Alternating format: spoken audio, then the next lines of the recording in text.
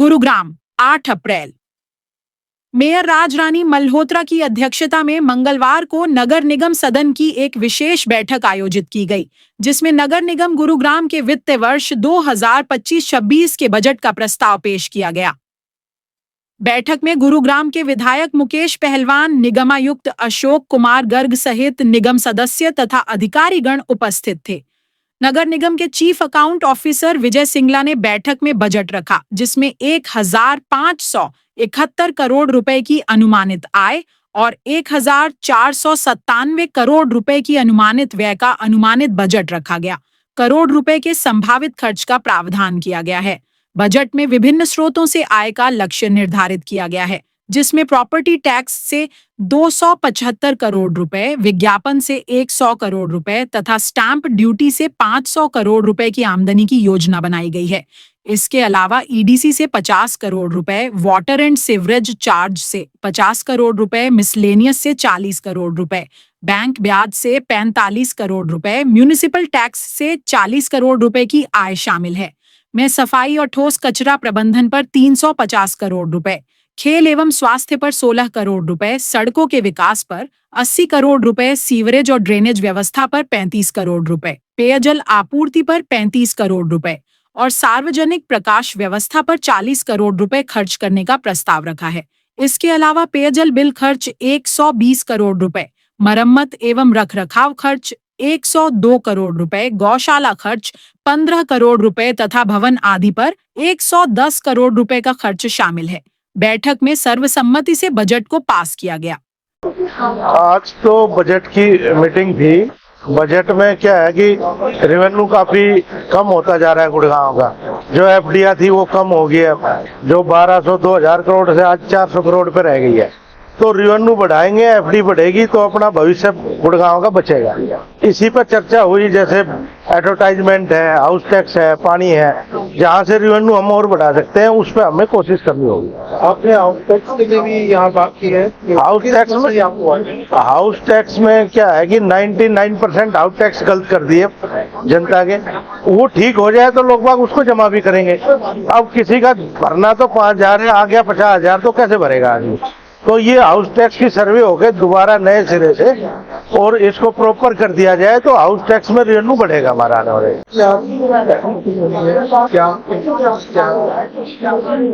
मेरे पे काफी सारे मुद्दे थे, मैंने कुछ रखे भी, कुछ बचा के भी रखे, क्योंकि मैं उन पे काम भी कर रहा हूँ। मैं प्रशासन पे पूरा जोर नहीं देना चाहता है, उनको उस चीज से घेरना नहीं चाहता कि आपने कुछ नहीं करा। उनका भी सहयोग रहा है, कुछ हमारा भी सहयोग रहा है, और हम सहयोग से ही इस चीज को करें काम तो बढ़िया रहेगा। हमारे मेन मुद्दे साफ सफाई के थे, जो इनकॉम्पिटेंसी रही है लोगों की, जो शासन में रहे हैं, स्टाफ रहा है, वो लोग भी सीरियस नहीं है गुड़गांव को बेहतर बनाने के लिए। ये अकेले हमारे वार्ड काउंसलर्स या एमएलए एमपी की रिस्पॉन्सिबिलिटी नहीं बनती कि वही इस गुड़गांव को चमकाएंगे, एक पर्टिकुलर इंडिया लैंड पार्क को चिपकाएंगे। ये सबका सहयोग होने वाला है। तो वही मुद्दे मैंने अपने आगे रखे आज सदन में, और बोला कि जो केपेबल हो, जो शिक्षित हो, जो केपेबल हो, उन लोगों को आगे आना चाहिए, रादर देन कोई घूसखोरी से पहुंच रहा है कई सीट पे, कोई किसी चीज से पहुंच रहा है। उसी की वजह से ये दूरदशा जो अपने गुड़गांव की हुई है। दूरदशा का मतलब ये नहीं कि जो आप बड़ी बिल्डिंग देख रहे हो, जब आप अंदर गलियों में जा रहे हो, चकरपुर के अंदर आप आओ, आपको पता लगेगा कि किस हिसाब से लोग एनक्रोचमेंट की रियल डेफिनेशन आपको दिखेगी। गांव के अंदर रोड खराब है, सीवर्स खराब है, टेंडर जो निकल रहे हैं उनके माफियाज बन चुके हैं। तो वो चीज को खत्म करना है, निष्कासित करना है। मैम क्या कहना चाहेंगे? सबसे इन्वेस्टर पार्षद आप चुनते आई है, क्योंकि इन्वेस्टर जो है वार्ड के अंदर चाहता है कि काम बजट का था, तो क्या कहना? सबसे पहले मेरा सभी को नमस्कार। मेरा नाम नेहा देतवाल, मैं वार्ड नंबर 17 से हूँ। आज पहली ही मीटिंग थी सांसद की, तो ये बजट के ऊपर थी, तो मैंने काफी मुद्दे उठाए, कुछ मुद्दे उठाए बजट पे, जैसे कि सफाई की समस्या के ऊपर, कर्मचारियों की सैलरी वगैरह के ऊपर, बजट के ऊपर की बजट बढ़ाया जाए, सफाई का बजट बढ़ाया जाए। और दूसरा पॉइंट मेरा था कि खेल के ऊपर, गुरुग्राम पहले ही खेल में पीछे है, तो मैं चाहती हूँ कि खेल का भी थोड़ा बजट पे ध्यान दिया जाए।